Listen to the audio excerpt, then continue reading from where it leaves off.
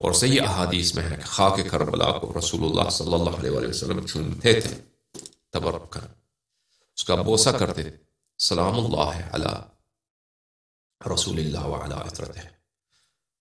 تو یہ ہم پہ تعجب کرتے ہیں کہ آپ کیوں عزاداری کرتے ہیں؟ لیکن عزیزو، میں نے کہا نا، جن کا خدا، تم ہم پہ تنقید اٹھاتے ہو، تمہاری کون سی بات صحیح ہے؟ تم تو اپنی توحید کی بات کرو، تم رسالت پہ بات کرو، تم قرآن کے متعلق اپنا ایمان لو، اپنے عوام سے چھپاتے ہو، ٹھیک ہے نا؟ ان ابواب کا تو ہمیں معلوم ہے، تمہارے عقائد کا، تمہارے اصول فروع کا تو ہمیں معلوم ہے کہ کس طرح تمہارا وضو باطل، تمہارا نماز باطل، سب سنت تو تم چھوڑ چکے، تم آ کر ہم پہ اعتراض کرتے ہو۔ تو پتہ یہ چلا عزیزو کہ اگر واقعا ان کے علماء کم تو نہیں ہیں، محدثین ان میں بہت زیادہ ہیں، ان کو خوب معلوم ہے کہ یہ احادیث متواتر ہیں اور یہ احادیث صحیح ہیں کہ رسول اللہ صلی اللہ علیہ وآلہ وسلم نے امام حسین علیہ السلام کے غم میں صحابہ کے سامنے بلند آواز میں روئے ہیں، گریہ وزاری کی ہے، تڑپے ہیں، تو وہ کیوں اس طرح نہیں کرتے؟ وہ کیوں نہیں کرتے؟ اگر یہ سنت واقعا سنت رسول صلی اللہ علیہ وآلہ وسلم ہے تو آپ وہ کیوں نہیں کرتے؟ ٹھیک ہے، ان کے کتب میں مانتے ہیں کہ سینہ زنی نہیں ہے، ان کے کتب میں چلو مان لیا سینہ زنی نہیں، یہ تو ہے، جتنا ہے اس پہ کیوں عمل نہیں کرتے؟ ٹھیک ہے نا؟ اب الگ بات ہے کہ جتنے قاتلین اہل بیت علیہم السلام ہیں، جو ظالمین ہیں، ان کی، ہاں، امام حسین علیہ السلام کے قتل میں جو صحابہ شامل تھے، آپ کو پتہ ہے کئی صحابہ شامل تھے لشکر عمر بن سعد میں سنہ 61 ہجری میں، رسول اللہ صلی اللہ علیہ وآلہ وسلم کی وفات کے بعد 50 سال بعد وہاں پر کئی ایک صحابہ شامل تھے، تابعین تو الا ماشاء اللہ سبھی تابعین تھے، انہی لوگوں سے روایات اخذ کرنا، انہی لوگوں کی تقدیس کرنا، ان کو رضی اللہ کہنا، اور ان کے دامن کو کسی بھی طرح کے نقص سے اور تنقید سے بچانا۔ علی کل حال عزیزو، باتیں بہت ہیں، میں آپ کے خدمت میں کچھ آیات دکھاؤں عزیزو، یہ ملاحظہ فرمائیے۔ سورہ آل عمران میں اللہ تبارک و تعالیٰ کا ارشاد ہے، اعوذ باللہ من الشیطان الرجیم، قل ان کنتم تحبون اللہ فاتبعونی یحببکم اللہ ویغفر لکم ذنوبکم۔ فرمایا کہ قل، اے میرے حبیب، میرا پیغام میرے بندوں کو پہنچا دو، ان کنتم تحبون اللہ، اگر اللہ تعالیٰ سے، رب العزت سے پیار ہے، رب العزت کا شکر ادا کرنا چاہتے ہو، رب العزت سے تمام نعمتیں تو اللہ تعالیٰ سے ہیں، فاتبعونی، پس اس کا ایک کیا ہے؟ اس کا اللہ تعالیٰ سے محبت کے اظہار اور اللہ تعالیٰ سے بندگی کا اظہار کا ایک طریقہ کار ہے، وہ ہے اتباع الرسول صلی اللہ علیہ وآلہ وسلم۔ اگر اتباع رسول کی تو کیا ہوتا ہے؟ یحببکم اللہ ویغفر لکم ذنوبکم، اللہ آپ سے محبوب خدا بن جاتا ہے۔ ایک گنہگار انسان، اس نے آیت سنی کہ میں نے اگر اتباع نبی صلی اللہ علیہ وآلہ وسلم کی تو اگر میں نے اللہ سے ایمان ہے، اللہ سے محبت ہے، اللہ کا شکر ادا کرنا ہے، ٹھیک ہے نا؟ تو اس کا ایک راستہ ہے اتباع الرسول صلی اللہ علیہ وآلہ وسلم۔ اگر میں نے اتباع کیا تو اس کا نتیجہ کیا ہوگا؟ یہ گنہگار انسان اللہ کا محبوب بن جاتا ہے، اللہ کا پیارا بن جاتا ہے۔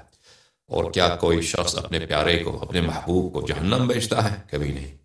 یغفر لکم ذنوبکم، پھر آپ سب کے گناہ معاف کیے جائیں گے، واللہ غفور الرحیم، اللہ تعالیٰ بہت ہی مغفرت کرنے والا اور بہت ہی رحم والا ہے۔ قل اطیعوا اللہ والرسول صلی اللہ علیہ وآلہ وسلم، فرماؤ ان کو میرے حبیب کہ اللہ کی اطاعت کرو اور حبیب صلی اللہ علیہ وآلہ وسلم کی اطاعت کرو، فَإِن تَوَلَّوْا، اور اگر یہ پشت کر دیں نبی کریم صلی اللہ علیہ وآلہ وسلم کی طرف، اپنا پیٹھ موڑ لیں، فَإِن تَوَلَّوْا، اگر یہ پیٹھ موڑ لیں، فَإِنَّ اللَّهَ، پس بتحقیق، بلا شک و بلا ریب، ان اللہ تعالیٰ لا يحب الکافرین، یہ عین کفر ہے۔ اتباع رسول صلی اللہ علیہ وآلہ وسلم سے پیٹھ موڑنا، اتباع کس کو بولتے ہیں؟ اتباع بولتے ہیں یعنی جو عمل رسول اللہ صلی اللہ علیہ وآلہ وسلم کا ہے اسی جیسا عمل بجا لا، انہی جیسا عمل بجا لا، ٹھیک ہے نا؟ انہی جیسا عمل بجا لا۔ اطاعت کا کیا مطلب ہے؟ جو ان کا حکم ہے، فرمان ہے، اس کی اطاعت کرو، اس اس کو سنو، اس کو بجا لاؤ۔ اگر یہ دو کام نہ کرو فإن اللہ لا يحب الکافرین، تم اللہ کے دشمن ہو اور تم کافر ہو۔ اللہ تم سے محبت نہیں کرتا، تم سے بغض رکھتا ہے اور تم کو کافر کہتا ہے۔ پھر مزید فرمائیے، ملاحظہ فرمائیے، سورہ مبارکہ حشر میں فرمایا وما آتاکم الرسول صلی اللہ علیہ وآلہ وسلم فخذوه، جو بھی چیز، جو بھی حکم رسول اللہ صلی اللہ علیہ وآلہ وسلم کے بارگاہ سے ملے تو اس کو قبول کرو۔ جو بھی حکم رسول اللہ صلی اللہ علیہ وآلہ وسلم فرمائے من کنت مولا، تو اس کو قبول کرو۔ رسول اللہ صلی اللہ علیہ وآلہ وسلم فرمائے گئے من احب هذین واباہما وامہما کان معی فی درجۃ یوم القیامہ، یہ حدیث صحیح ہے۔ بہت کبار محدثین جماعت عمریہ کے انہوں نے اس حدیث کی تصحیح کیا، اور اس حدیث کے سب رجال نہایت بلند درجے کے ثقات میں ہیں۔ اب اس حدیث پہ کبھی بات کریں گے انشاءاللہ۔ من احب هذین، امام حسن امام حسین صلوات اللہ علیہما وآلہما، میرے ماں باپ اور میرے آل و عیال فدا ہوں ان کے نام اطہر پر، کہ دو دست مبارک رسول پاک صلی اللہ علیہ وآلہ وسلم کے ہاتھوں میں، تو فرمایا کہ جو ان دو شہزادوں سے، من احب هذین، جو بھی شخص کوئی بھی ہو، ان دو سرداران جنت سے پیار کرے، محبت کرے، وہ من احب هذین واباہما وامہ، من احب هذین، جو ان سے پیار کرے، اور جو واباہما وامہما، اور جو ان کے باپ سے، ان کے ماں سے پیار کرے، کان معی فی درجۃ یوم القیامہ، وہ میرے ساتھ، من احبنی واحب هذین، جو مجھ سے پیار کرے، پورے پشتہ ہے، مجھ سے پیار کرے، ان دو سے پیار کرے، اور ان کے والد اور ان کی والدہ سے پیار کرے، تو وہ میرے ساتھ یوم قیامت، میرے ساتھ میرے درجے پر محشور ہوگا۔ دیکھیں عزیزو، محبت کا یہ فرمایا، یعنی اتنا تو اس کو، یعنی ما آتاکم الرسول صلی اللہ علیہ وآلہ وسلم فخذوه، جو بھی حکم آئے بارگاہ رسالت صلی اللہ علیہ وآلہ وسلم سے اس کو قبول کرو، وما نہاکم عنہ فانتہوا، اور جو بھی رسول اللہ صلی اللہ علیہ وآلہ وسلم منع کریں تو تم بھی منع ہو جاؤ، واتقوا اللہ ان اللہ شدید العقاب، اور تقوی اختیار، اللہ سے ڈرو۔ انہی دو باتوں کو اگر تم نے دھیان نہیں رکھا تو اللہ بہت سخت عذاب کرے گا، تمہیں بہت سخت عذاب کرے گا، ٹھیک ہے نا۔ پھر فرمایا وَمَن يُطِعِ اللَّهَ وَالرَّسُولَ صلی اللہ علیہ وآلہ، اور جو شخص اطاعت کرتا ہے اللہ کی اور رسول صلی اللہ علیہ وآلہ وسلم کی، فَأُولَئِكَ مَعَ الَّذِينَ أَنْعَمَ اللَّهُ عَلَيْهِمْ، پس وہ شخص محشور ہوگا روز قیامت، اس کا اللہ تعالیٰ اس کو اسی درجے پر، من احب هذین من احبنی احب هذین واباہما وامہما کان معی فی درجۃ یوم القیامہ، تو پس اس کو محشور کرے گا خداوند متعال، جن کے اوپر اللہ کی نعمتیں ہیں، کون؟ انبیاء، صدیقین، شہداء اور صالحین، وحسن اولئک رفیقا، اور کتنے نیک لوگ ہیں، کتنے نیک ہم صحبت، کتنے نیک ساتھی ہیں یہ لوگ، کہ انسان ان کے ساتھ محشور ہو جائے۔ سمجھ میں آئی بات آپ کو؟ پس اتباع الرسول صلی اللہ علیہ وآلہ وسلم اور سنت رسول صلی اللہ علیہ وآلہ وسلم پہ عمل کرنا یہ ایمان ہے، یہ اصل اسلام یہی ہے۔ وَإِلَّا ہم نہ قرآن جانتے اور نہ اللہ کو پہچانتے اور نہ نماز نہ روزہ، یہ سب صدقہ کس کا ہے؟ محمد و آل محمد علیہ السلام کا صدقہ ہے کہ ہمیں ملا ہے۔ یہ رسول اللہ صلی اللہ علیہ وآلہ وسلم کی محنت، ان کا احسان، اور ان کے پیارے بھائی امیر المؤمنین علیہ السلام کی قربانیاں، اور اہل بیت طاہرین علیہ السلام کا لطف و احسان کو ان کے بیان سے، ان کے احادیث سے، ان کے محنتوں سے، ان کے قربانیوں سے ہم کو پتہ ہے کہ توحید کسے کہتے ہیں، ایمان بالرسالت کیا ہے، اصول دین کیا ہے، فروع دین کیا ہے، ٹھیک ہے نا عزیزو؟